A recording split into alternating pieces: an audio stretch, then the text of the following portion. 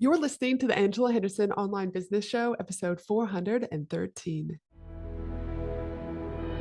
Hey there, you amazing human, and welcome to the Angela Henderson Online Business Show, the podcast that is designed for female entrepreneurs who want to make more money in a way that is in alignment for them.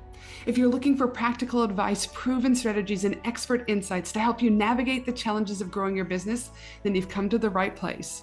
Welcome, my friend. I am your host, Angela Henderson, a proud Canadian living in beautiful Australia, and I'm a business coach, consultant, and strategist who has helped thousands of women around the world build successful businesses. Through solo episodes and interviews with successful business owners, industry experts, and thought leaders, you'll get insider insights into what it takes to succeed in today's digital age. Whether you're struggling to scale your business, looking for ways to boost your productivity, or seeking ways to overcome the challenges of being an entrepreneur, this show has everything you need to succeed and more. So subscribe, pop your headphones on, and get ready to creating the business and life you deserve today by allowing the Angela Henderson Online Business Show help you create a winning strategy, develop the right mindset, and build lasting wealth.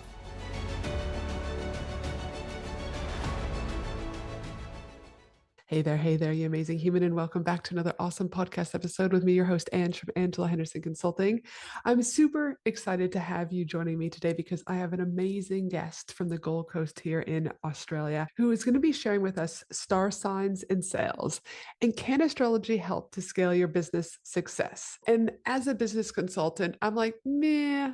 I don't know about this, but if there's one thing I've learned about being in business is having an open mind, understanding that there are a million ways, as they say, to skin a cat, and understanding and embracing that maybe as business owners, what everyone's telling us to do is going against everything that we believe in and our values, and that there are other ways to achieve success. And that's why, as a business consultant, it is my job, as far as I'm concerned, to bring in different people scaling their businesses in different ways and with different tools in order for you as the listener to be able to embrace these tools and choose which ones feel right for you to grow your business. So I'm thrilled, as I said, to be able to welcome Sophia on the show today to talk about the background of astrology and how this might be able to help you to grow your business. So sit back, get ready to rock and roll because it is an absolute epic episode. Hey there, welcome to the show, my friend. Hello,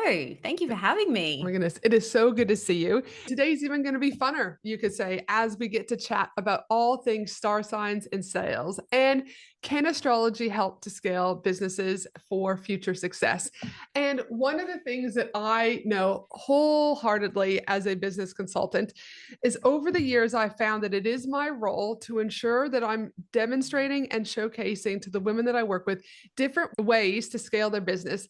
And that's why I have you here today. You're going to bring a fresh perspective, a different look at things than what typically we might be scrolling and seeing on our Instagram or our Facebook feeds. And this really excites me because not every one of us goes down the same path. And I know personally, over the years, there have been times when I felt like I didn't fit into any of the strategies that people kept telling me I should be doing. But then I got introduced to hypnotherapy and to healers and even to astrology. So in addition to like my mastermind and my coaches, but I was like, wow, there's a whole new way of looking at business. There's a whole new way to lean into what's already innately ours. So today is going to be super cool to have you here breaking down what this looks like for business owners. But also at the end of my questions, you're going to do a live reading for me to demonstrate to the listeners out there what's involved when you start to look at your chart. Obviously, we're only going very surface level, but it still will be great for people to see or hear this hands-on. So let's jump in because I'm very excited. Now, the listeners out there today might not know who you are. So in a simple nutshell, tell us a little bit about who you are, your business, and what you get up to. Well, I'm Sophia. I am an online business strategist who works with the ancient wisdom of astrology to help you to shortcut your way to success, I suppose. And really that came from many years of mainstream marketing and copywriting. And when I went through a major life crisis, I found astrology and it just sort of opened my eyes. It changed the way that I saw my work and what was possible for the way that I work with clients. Mm-hmm. So incorporating your astrology chart into things like your marketing, your messaging, and in general, your copy has Mm-hmm. been so powerful for me, but also for my clients. So that's kind of in a nutshell, I suppose. I love it. And again, what a beautiful thing that, again, we all have to go through life experiences. And then through that, you are able to be like, yep, astrology helped you. And then you're like, well, how do I weave this into business? Which is phenomenal Yes. because business and life are not isolated, do you know what I mean? Silos. Yes. They are all brought in together. So let's talk about, how do you see astrology in your experience, but also through the actual strategy itself, influencing business strategy and success? So most people understand astrology at kind of a basic level of your sun sign, right? For instance, you're an Aquarius. You know that about yourself, but you don't understand the way that your particular birth chart works in terms of where the other planets were when you were born and what your rising sign says about you and your moon sign. And really, when you look a bit deeper at your chart and all of those placements, you can start to see a bit of a blueprint for your Mm-hmm. strengths, for your challenges, and for your best business strategies. So this just helps you like fast track your way to finding the right strategies for you and Mm-hmm. understanding why that particular strategy isn't going to work for you or hasn't worked for you in the past and why this one feels better. And that's what I've noticed about the way that I've not only sort of changed my own business, but the way that I work with clients is it's that kind of, it's almost like permission and affirmation that, Mm-hmm. oh, that's why that doesn't work. And Mm-hmm. that's why I really love doing this particular thing and attracting these types of clients. And so I see that as just allowing you to amplify your success or your results in some way because you stop focusing or trying to do the things that are not aligned. Mm-hmm. And you can just focus your energy on doing the things that, you're best at. And I think at some stage we all sit there going, why isn't this working? Why isn't this working? Yes. Why isn't this working? Or it must be me, or I'm doing something wrong and I'm doing something wrong. And I know through my own experience, I lean heavily on human design, for example, which we won't get too much into it. But for those that know, it makes the world a difference. Understanding like I'm a Yes. projector in human design. And I was like, why can't I scale like Amy Porterfield? Not that I wanted to be Amy Porterfield, but it's like she can hold space for like 5,000 new intakes. And I'm like, but as a projector for me, it's like, no, I prefer smaller, intimate groups of people. And I was like, oh, because of the way my energy works, like that makes sense, you know? So it wasn't that we're Yeah. necessarily doing anything wrong, but again, because it's not mainstream, quote unquote, marketing or strategy or learning, I had to kind of go through, what would you say, a few years of hell. And then when I found it, there's almost like this sense of like freedom, relaxation. Yeah. And astrology can, I'm assuming, do something very similar. Yes. Mm-hmm. Yes. Human design does use a lot of astrology in it. So Yes. they're very closely related. But the other thing, and you can do this, I think, a little bit through human design, although I'm not an expert, that you can actually tap into cycles in your growth cycles in your Mm-hmm. life as Mm-hmm. well for business. And so you might not, for instance, be able to scale like Amy Porterfield most of the time, but there may be a certain point of opportunity in your life where you can go, oh, okay, now this is opening up for me. This is my time to potentially, the next 3 years, potentially I have this opportunity to kind of scale the way that I had imagined. And that's why this wasn't working for me before. So there's another thing that I love about astrology is that you can tap into timing cycles as well as your own energy. I love it. I haven't always loved other modalities, as I mentioned earlier on, right? I wasn't into the Yes. hypnotherapy. I wasn't into healers. And I have had one astrology report done years and years ago. But like I said, I haven't leaned, I believe in it, but I necessarily don't use it on a day-to-day basis, right? However, Yeah. there are many women that come into my masterminds or my events, etc., and they're just like, look at me like I looked at myself. It's almost like they're mirroring back to me with the same look when someone said, stand up and find your golden womb, when I was at a conference once. It's like, what the hell are these people talking about? Do you know what I mean? I still, my conference said, I'm not necessarily sure I'm on the train of the golden womb, but Yeah. other people are, and I respect that. And so Yes. for me, people will be skeptical. So Yes. I'd love to know is what advice would you give someone who is skeptical about using astrology for business success? Going, are you really sure about this? Or they'll say, that's for the Yeah. weirdos, that's for this. But I think you were a skeptic at one stage too. So walk us through that Yeah. skepticism. Yeah. So I was absolutely a skeptic. I spent most of my career, my original career, I was a journalist, and then I was in public relations and marketing and very kind of mainstream Mm, type of work. And it wasn't until I went through a divorce in 2019 mm-hmm, that kind of threw me for a bit of a curveball. mm, And I was a bit lost. I was like, I'd lost my identity. I had built up this whole idea of myself as a wife and a mother, and what I was doing in business was also tied into my identity as this very specific type of person. mm, And I felt that I couldn't step out of that box. mm, And when I serendipitously was introduced or reintroduced to astrology, I did know, obviously, most people have, as I said, a basic understanding of astrology. And I'd been really interested in it as a kid, but I mm. kind of let all that go because I was like, that's not like real. Yeah, yeah. And I was reintroduced to it. And this astrologer kind of looked at my chart and tapped into me, like the core of who I was in this Mm, very short, grainy Skype call. And I was just fascinated by it. I was like, how is this possible? And mm. that was when I went down the rabbit hole and found out more about myself and more about the Yeah. people around me. And I was like, oh, that tracks. That makes sense. And that's why I never felt like this was right and why I always wanted to do this and all of that stuff. And that was then why I was like, imagine how powerful that would be if I could do that in my work. Because as I was predominantly working as a copywriter then, I was tapping into people's stories, Yes. obviously, as a copywriter, almost like in a way channeling their story for them. But Mm, when I was able to incorporate their astrology into it, it was like opening it up to a whole new level of mm, like, this is now what you really love. This is what you value. This is what you are here for. These are the types of clients you want to work with. All of that stuff could be really easily found. And I think as entrepreneurs, we really struggle sometimes with those questions of what do you value and mm, who do you work with and what is your legacy? That's a really tough question mm. for a lot of 100%. people.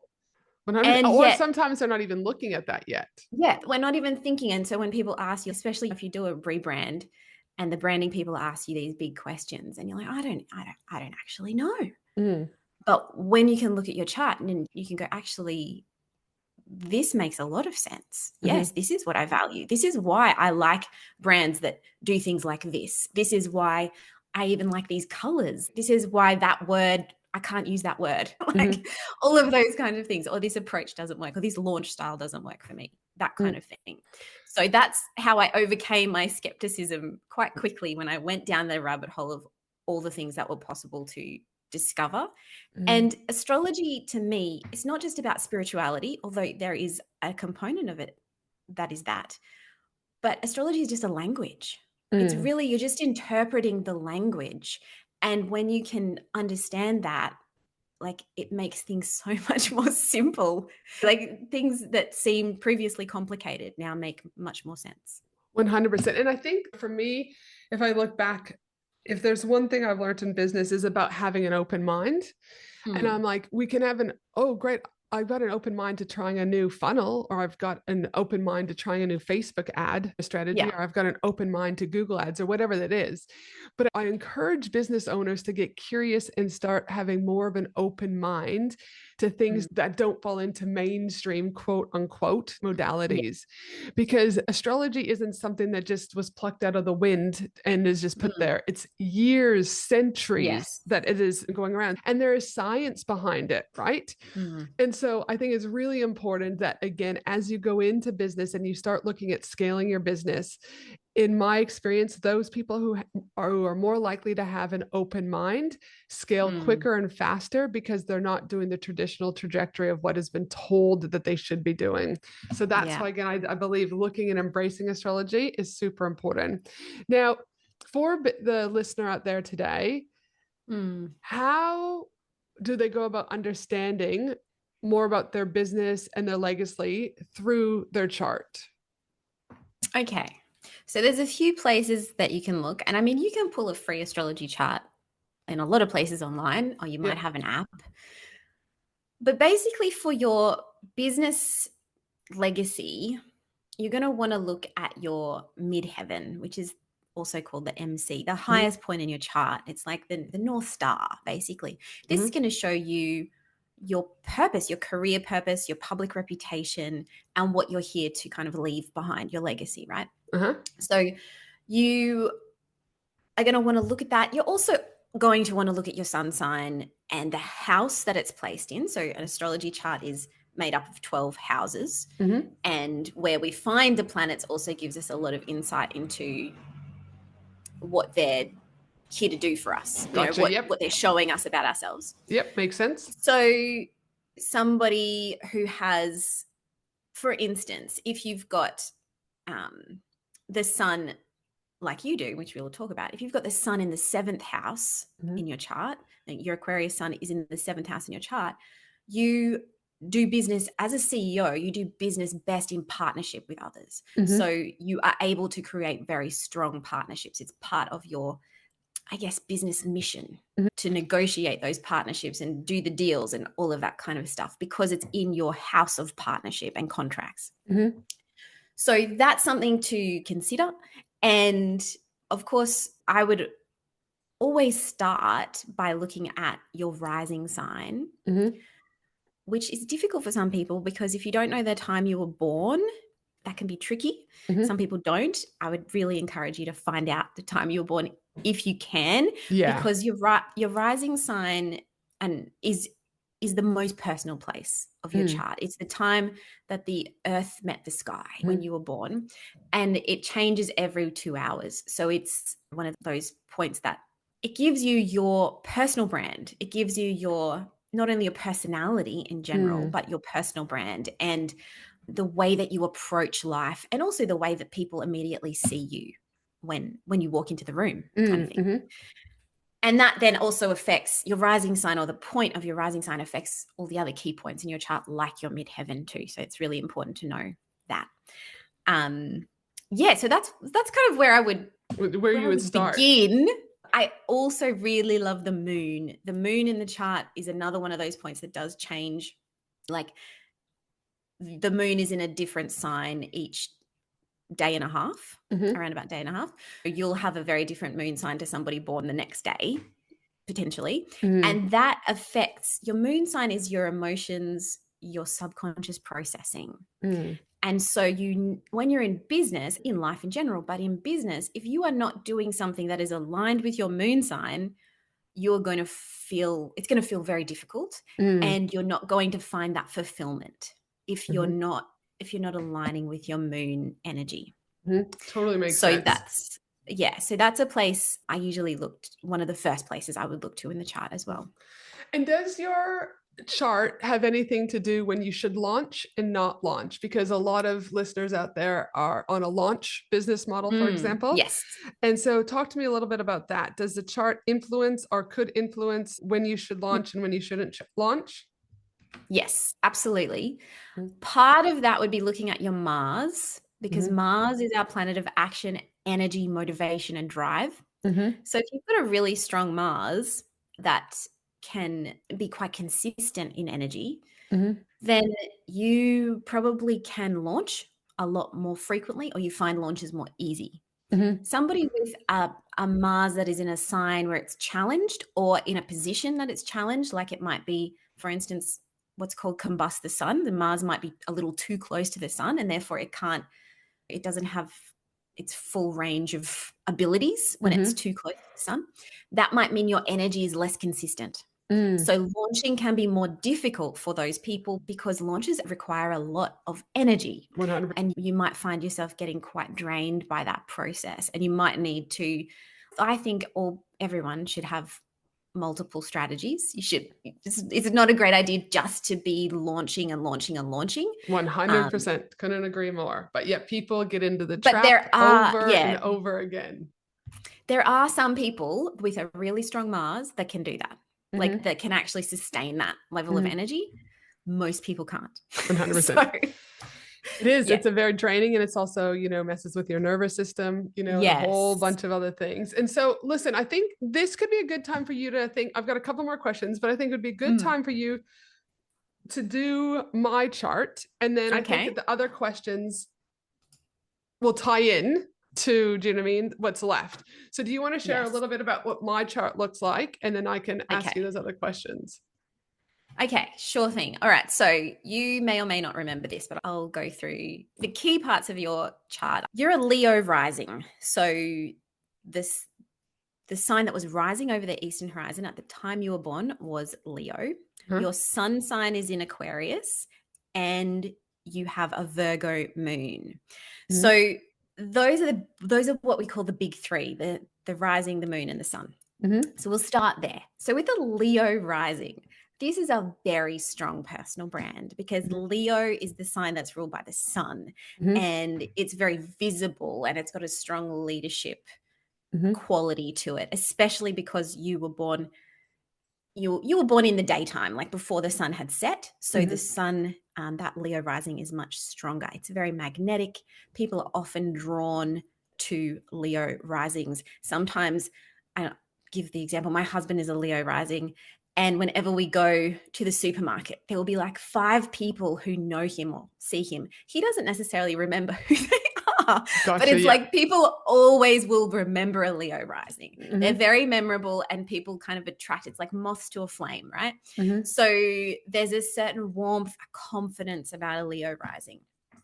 And it is, really a strong kind of leadership signature. You've got your sun in Aquarius, which is opposite that Leo rising. So like I said earlier, the sun is in the 7th house of partnerships, and it's in Aquarius, which is a very visionary, innovative, rule-breaking sign. It loves the big ideas. It loves creating change for the collective. There's got to be a unique way of working with an Aquarius sun. You've got to be able to follow. You've got to be able to forge the path. You're not following somebody else. Does that make sense? 100%. Yeah. And in that sign of partnerships, as I said earlier, you're great at building strong partnerships with other people to boost your business. And I remember at the conference you said you had how many partnerships you did in 2024 or something? Yeah, 2023 I did. 2023. 2023 I did 121 partnerships in Yes. 2023. Yep.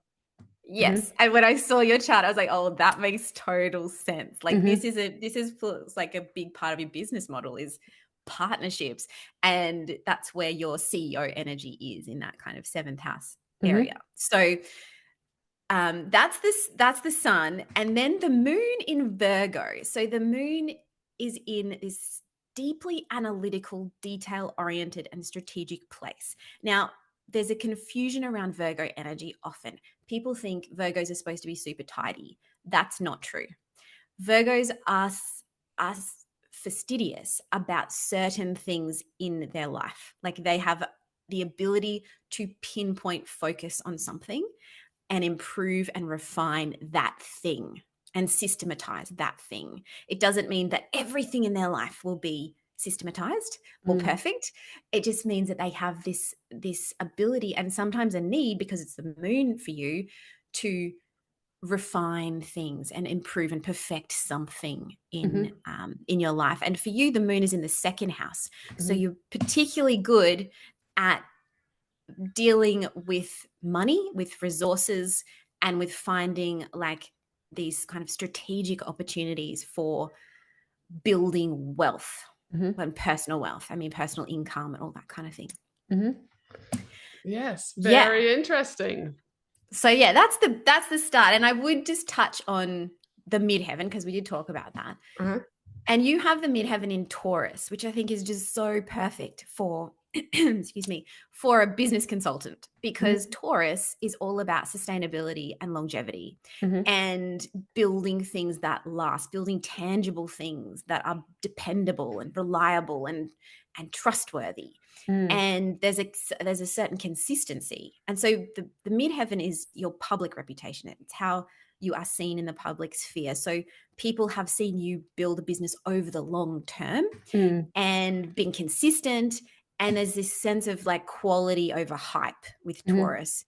And it's a grounding energy. It's very practical. It's very profitable too. Like that Taurus is about, being able to protect the resources, being able to Mhm. build wealth Mhm.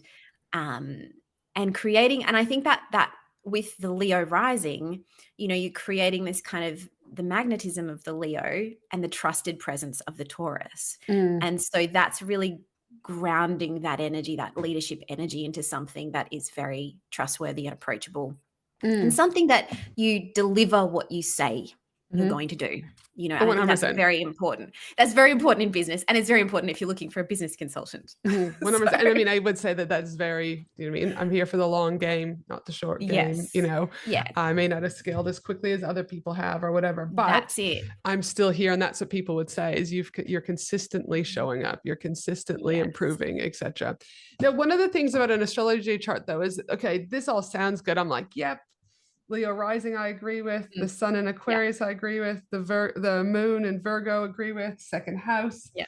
midhaven. Hmm. But my thing is what parts of a chart then would expose someone? Do you know what I mean? Ah, Where are the deficits? And I don't look at it from a poor me, I've got this yes. deficit or whatever, but I look at it, well, what's something that I would need to improve on or be Mm, mindful of where I might self-sabotage my yeah. success because of X, Y, and Z? And you Okay. again, you could talk about it in general, or you could use my chart as an example. I've got no problems with that, but I think that there's Okay. how does it work that way? Yes. So I think one of the main things that I look to for things like self-sabotage would be Mars. Mm-hmm.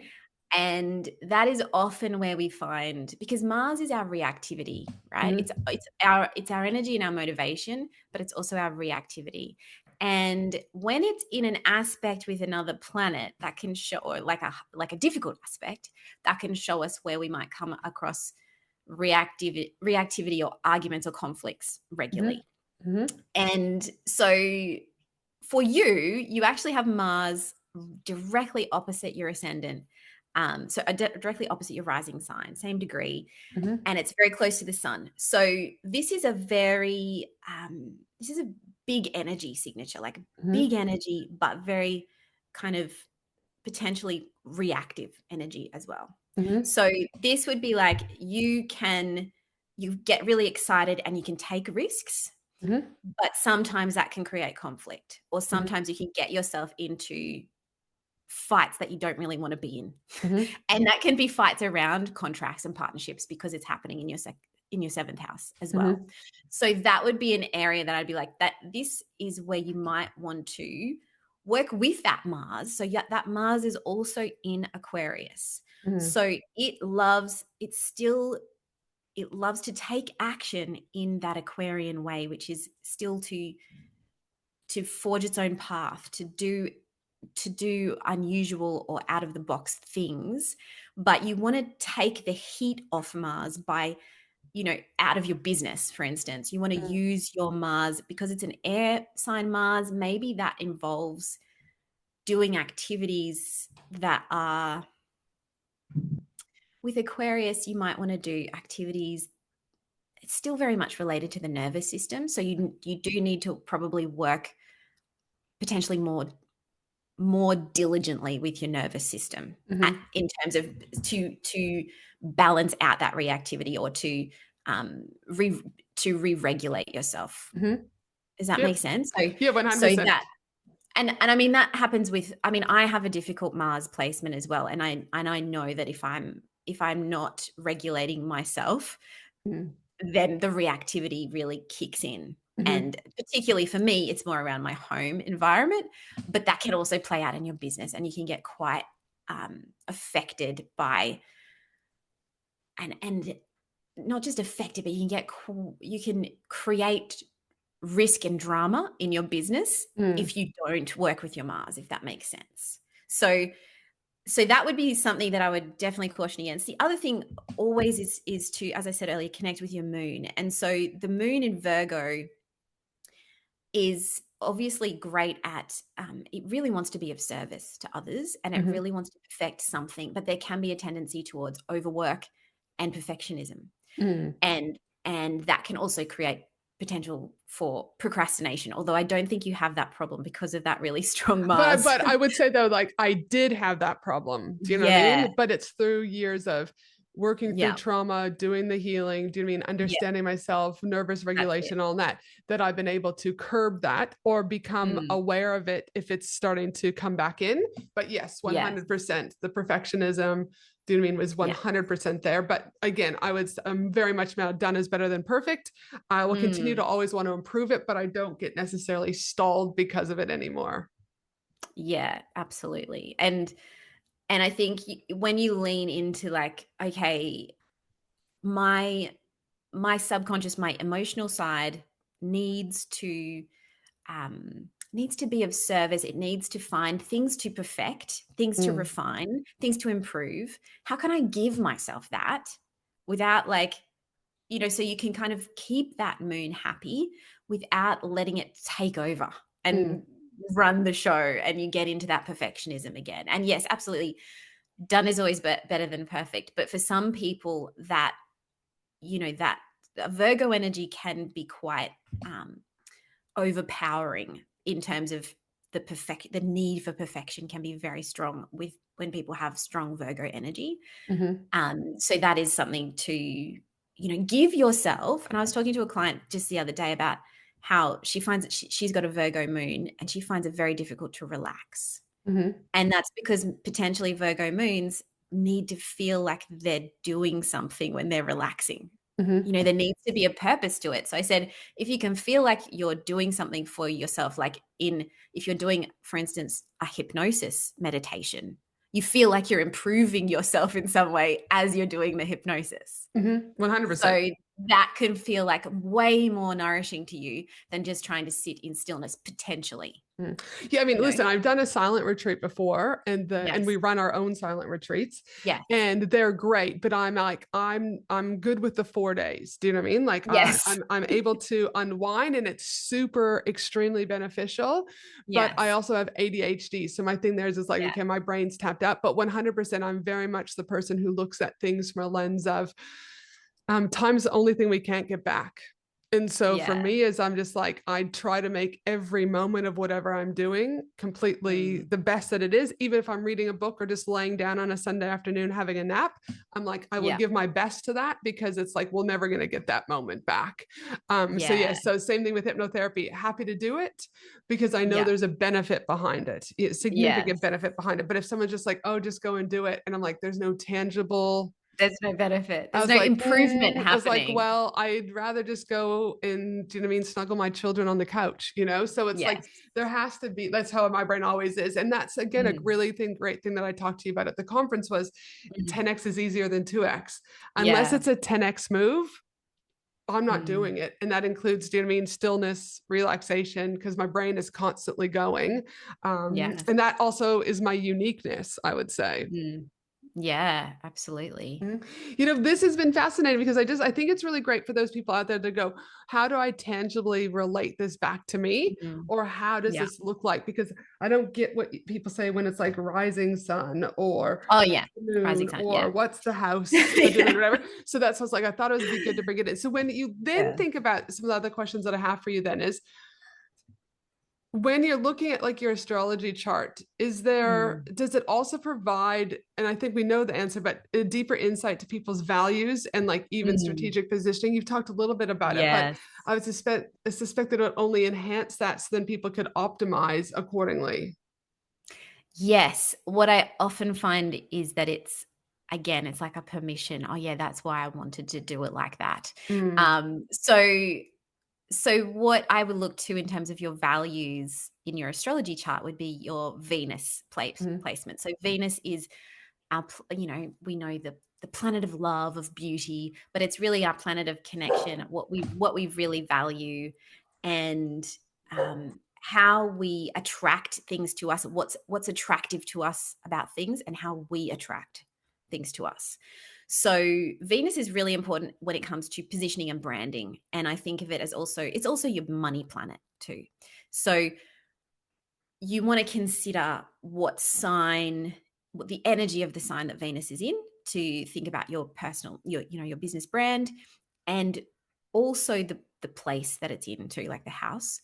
But for you, for instance, you have a Capricorn Venus. So that Capricorn Venus is really interested in, again, building things that last. It really values integrity and longevity and quality and those kinds of things. You're not interested in things and people who don't bring those qualities to the table.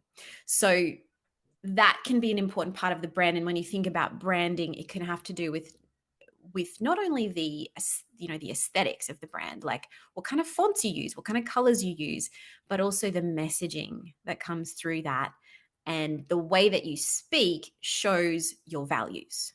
So you're talking about building businesses that will last the test of time. You're talking about having integrity in business. You're talking about, like you already said, because they're really similar to those Taurus traits around not just the quick wins. You're here for the long term, the things that are going to really build something over time, as opposed to like have a flash in the pan kind of a business. So the Venus would be a really big part of the brand. Another place, we've already talked about the rising sign as being important, but I really see that as a key part of your positioning too. And for you as a Leo rising, that really is a leadership position and quite a bold positioning as well. Like you need to be showing up quite boldly in your industry. Very interesting. Again, I do me, you know what I mean? And people either Yes. like it or they don't like it. Yes. It's a very like down the middle. We want to Yes. work with you because of your no BS approach. You're straight down the line. Our people That's are it. like, I hate you. And they don't hate me from a place of like I'm a bad human, but they're just Yeah. like your energy and how direct you are is just not my thing. And I'm like, yep, that's cool. And I respect that, Yeah. Yeah. and I own that versus, do you know what I mean, shying away from that. Now, one of the things that I like to talk often about in business is the importance of having fun, the Yes. importance of having flow, because without fun and flow in our business, well, why are we showing up every day? Why, Yeah. do you know what I mean? Why bother? And I think our businesses at times, especially in different stages of business, we can almost become an addiction to our business. Yeah. We can forget about the things that make us who we are outside of business. So Yeah. does the astrology chart also tap into, like, say, natural cycles of fun and flow in business and in life? Yeah. Absolutely. So I mean, we all think of the cycles. It's just showing us what cycles we're going through right now. So I like a really simple way to look at a cycle is to use this ancient simple technique, which is called annual profections, where basically each year of your life is connected with a house in your birth chart. So it's 12-year cycles. So we're going through 12-year cycles. So for instance, for you right now, the past year and into this next birthday year, because you are having a birthday this week, you have been in a 10th house year, which is all about your career and public reputation and all of that stuff. And you're going into an 11th house year, which is also like, let me build my community. Let me kind of, it's a scaling type of a year. But you might be in, for instance, a 5th house year. And that would show you that, when you turn 40, for instance, you're in a 5th house year. And that might show you that you're ready to kind of have a bit more fun, because the 5th house is associated with play, and, it's also associated with creativity and with children. So you might, find that you're really busy with your kids too. That can happen. Yep. But, things like that, like, so you can easily see, oh, this is the sort of theme of my year is going to be Mm, around this. It doesn't mean just because you're in a 10th house year of career and, business that it's all going to be serious. Of course not. And we will have, we might have an activation, for instance, of our 5th house energy.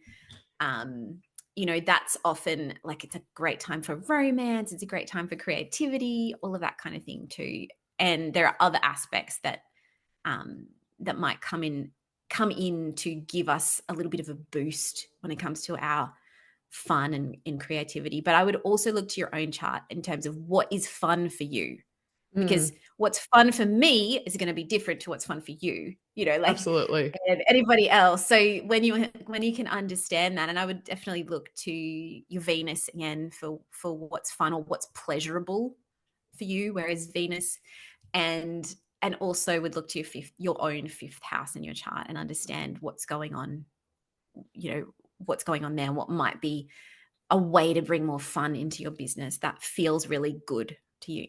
Mhm. Gosh, this has been great. And I think it's like, because my head, sometimes sometimes I just have to sit and process. And that's kind of what I'm doing. I'm like, oh yeah, that could be that. And oh yeah, that could be that. And I just think, like, again, it's just such an amazing opportunity to have you on the podcast to be able to show people that there are different ways of why we do what we do, and different ways to Yes. scale, and different ways to lean into fun and flow, and different ways to look at, our vision and our Mm. legacy through the specific use of the astrology chart. So this has been remarkably helpful today. But for those who are listening out there going, Awesome. oh, I need a little bit more of this astrology chart in my life and my business, where can these amazing humans find you? Yes. Well, I have a YouTube channel.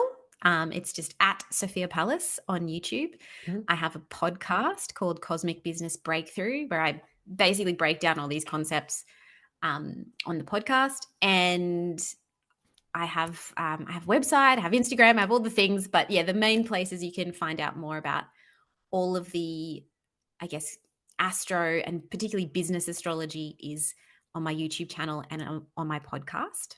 Yes, I And love I it. do have, resources that are free and resources that are paid that you can, if you want to dive in more on all of these things. And I would really encourage you, if you're into astrology, to get yourself an app, like Mhm. just get an astrology app on your phone so you can have a look at your, what's going on for you. Like just take note of where these placements are and maybe start to incorporate that, just think about them more, even Mhm. like meditate on them if that's your thing, like Mhm. start to consider those energy And is signatures. there a particular app that you would recommend? I love the Chani app. It's Chani. She's a fabulous astrologer, and she's got this app is amazing. All So right, no, Chani app. all right, fantastic, Chenia. No, this is great. Now we have got one final question. Looking Yes. back on your business journey, what do you know now that you wish you knew when you first started out in business? Oh my goodness. So many things. But I think when I first started, I wish I knew that I could just trust my gut and do Mhm. the things that I wanted to do. Because, I spent so much time listening to what other people told me to do. Yeah, it happens. And there's so much influence on the Yes. internet and everything around us, or from our parents or partners who know nothing about business, but they think they do. Do you know what I mean? So, yes, following that Yes. intuition, that gut.